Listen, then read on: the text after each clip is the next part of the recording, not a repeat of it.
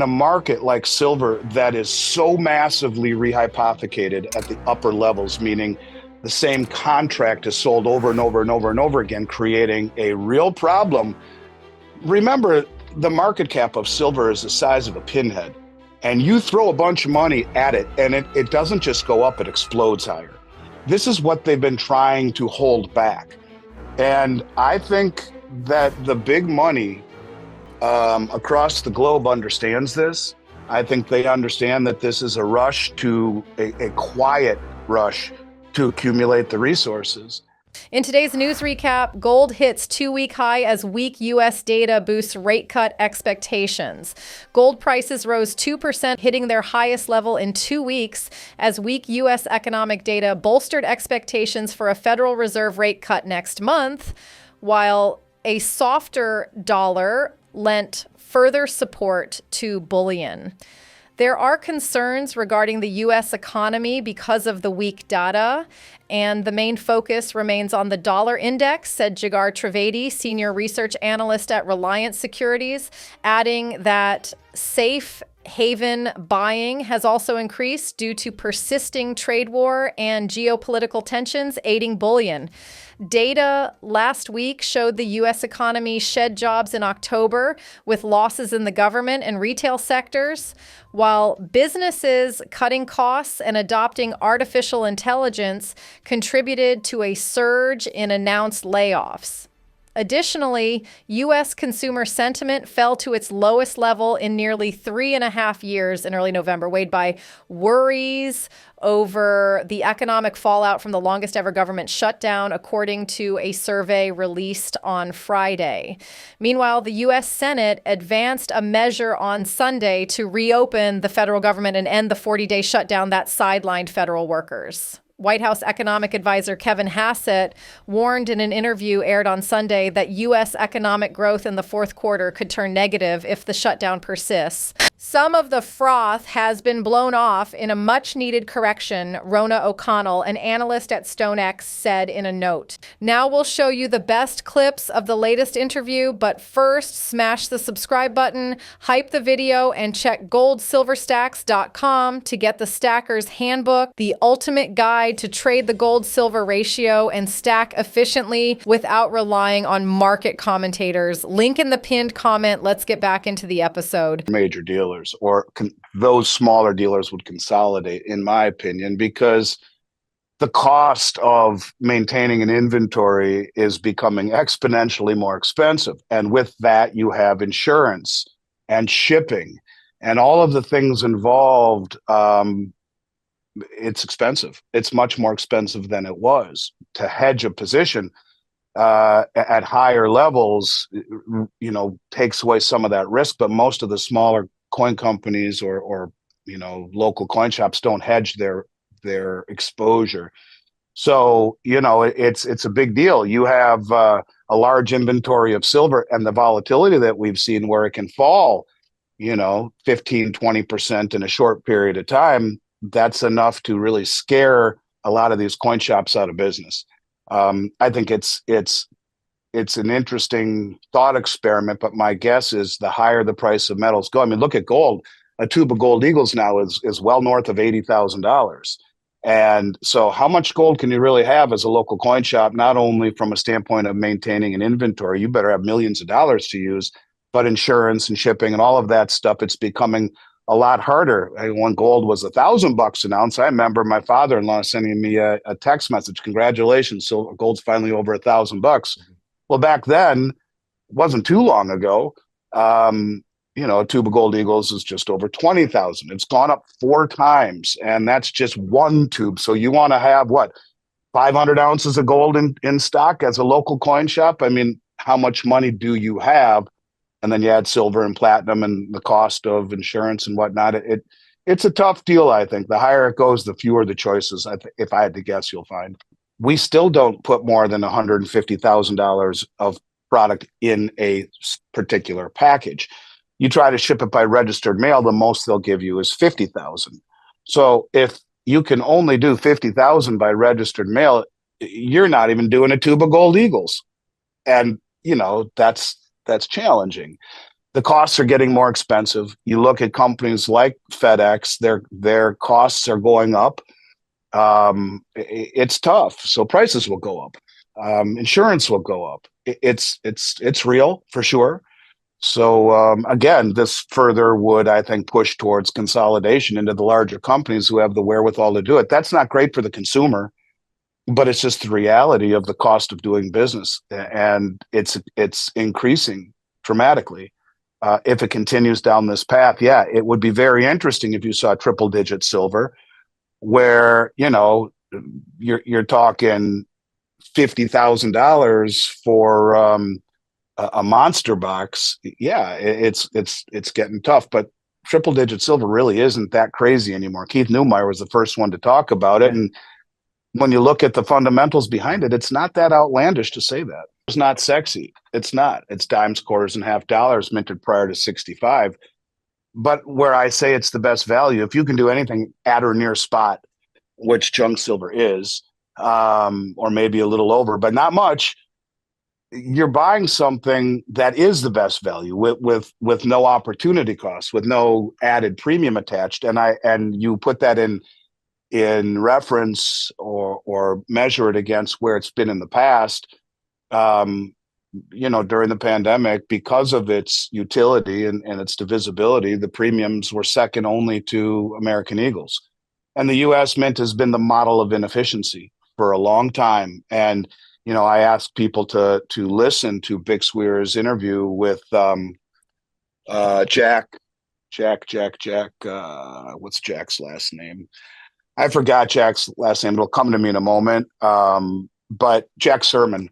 Jack Sermon developed the Silver Eagle program at the U.S. Mint, and Bix did a 3-part interview with him a couple of years ago. I remember almost falling off my chair, where he said he was approached by, at the time, his boss, which would have been the Secretary of Treasury, Janet Yellen, who told him to make as few Silver Eagles as possible without creating a global backlash. I mean, he actually said that the primary distributors came to him with far more demand than they could fill. Like they wanted another 36 million and they gave him 12. And he said it really bothered him. So, there's a fine line between conspiracy and reality with the U.S. Mint. I would prefer Silver Eagles all day long, with many of these states looking at silver coins made in the U.S. as legal tender.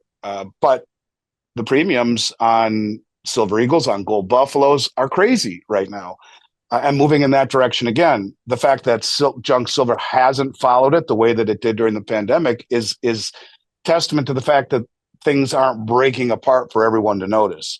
This is just those who follow the U.S. Mint and their lack of capacity. But if I were going to say what is normally, I would say bars. But due to the threats all along this year of tariffs, the bar industry, or the products that are associated with silver bars, they're coming largely from Switzerland, and with Pam Swiss and Valcambi and others, they weren't imported very much. And so the premiums are higher on them than I like. Maybe 1 ounce rounds, those come from domestic refiners here, would be the next best.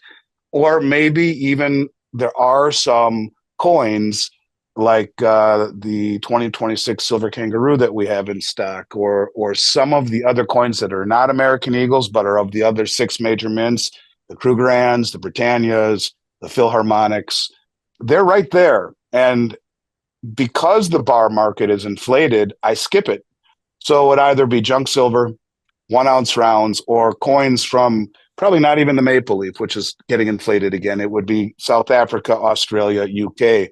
To me, would probably be the 3 that would stick out as being a good value right now. In today's news recap, HSBC says the cancellation of preferential gold purchase tax in mainland China may boost sales in the Hong Kong and Macau markets. HSBC noted that for mainland Chinese gold jewelry retailers, this implies that their input VAT deduction will decrease from 13% to 6%, meaning an increase of 7 percentage points in the VAT cost for gold procurement. If gold jewelry retailers do not raise prices accordingly, their gross profit margin will face a direct impact of 3 to 5 percentage points, depending on the GPM of their gold jewelry products. HSBC believes the new regulation will affect demand in 3 aspects. 1, investment demand, including gold bars, bullions, coins. 2, gold jewelry. Gold jewelry companies may decide to raise retail prices for weight-based gold jewelry by a mid-single-digit percentage to absorb the increased VAT costs, which could negatively impact short-term demand. 3, fixed-price gold jewelry versus weight-based gold jewelry. Fixed-price gold products generally enjoy higher profit margins than weight-based gold jewelry, and the price premium between the two may narrow as a result. HSBC also pointed out that there may be some slightly positive impacts on competition. 1, in the trade-in market, the new tax rule could eliminate the gray market where retail purchase gold bars are processed into gold jewelry.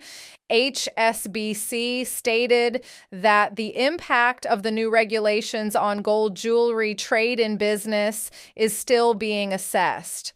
Although trade-in operations are not a primary source of profit for jewelry companies, they typically provide liquidity to buyers through trade-in programs, thereby stimulating demand.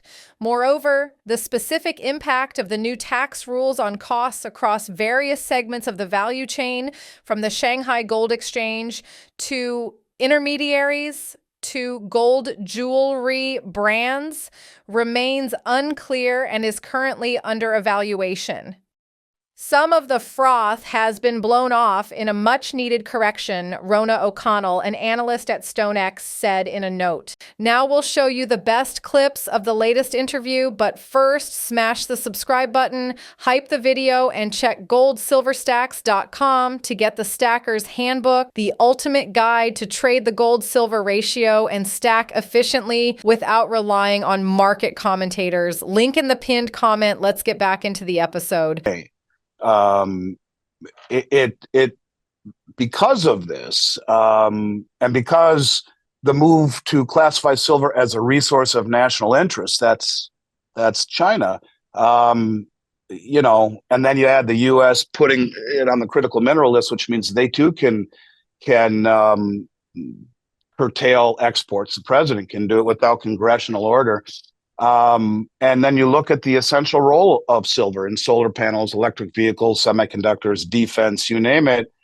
I think what it really does is it shows that both countries are viewing silver as a strategic asset. It's not a commodity anymore. And, you know, I think you're looking at a potential supply crisis and rising strategic value. What starts out as a trickle turns into much more than that. And, you know, the people watching this show and listening to others in the industry who talk about this are way ahead of the curve and think, well, geez, everyone knows this. But walk outside your bubble and talk to anyone who's well-read, reading the wrong stuff, mind you, they won't have any idea about any of this. And so we're a ways away from that moment where it turns into a stampede. But it will curtail, I believe, it will curtail supply. And in a market like silver that is so massively rehypothecated at the upper levels, meaning the same contract is sold over and over and over and over again, creating a real problem. Remember, the market cap of silver is the size of a pinhead, and you throw a bunch of money at it, and it doesn't just go up, it explodes higher. This is what they've been trying to hold back. And I think that the big money across the globe understands this. I think they understand that this is a rush to a quiet rush to accumulate the resources. And I think they know that they've, you know, that if they don't do this, they being all of the governments, and really work hard at protecting their own supply chains and their own strategic stockpiles,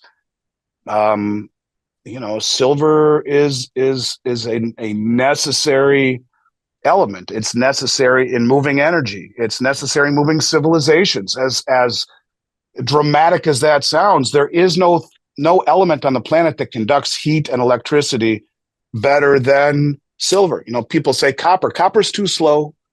Copper's going up too. It's reclassified. But silver is a needed element. It is critical. And I think it will start to affect the supply chain. I think people take for granted for far too long how easy it is to get silver. I talk to people all around the world who have a next to impossible time of getting it all around the world.